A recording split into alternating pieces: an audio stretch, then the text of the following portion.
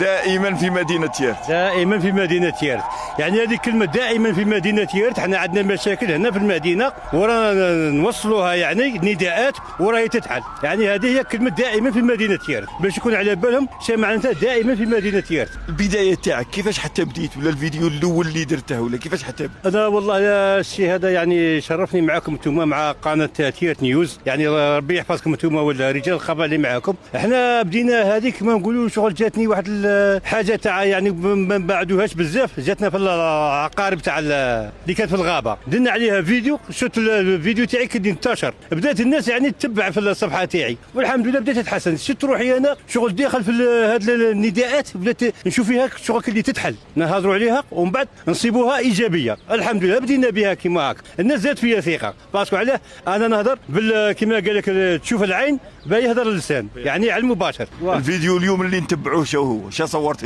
اليوم والله ما نكذبش عليكم، اليوم كنت فايت بالصدفه، كنت في السيوجي، يعني كانت في تاع مياه شفتها هكا يعني درت عليها نداء والحمد لله ان شاء الله لو بيت يعني الجزائر المياه ان شاء الله تتداخل في اقرب وقت. يعني هذه قطره ماء راهي ثمينه بزاف بالنسبه لنا. احنا نشكروا كاع الناس تيارت وحتى في الولايات كاع في قطب الجزائر، كاين بعض الناس راهم يتبعوا فينا. يعني شنو نقول لكم، الله يتقبل منا صيامنا وصيامكم، وان شاء الله هذا يكون رمضان مبارك، وان شاء الله يكون بالصحه ان شاء الله بدون مشاكل.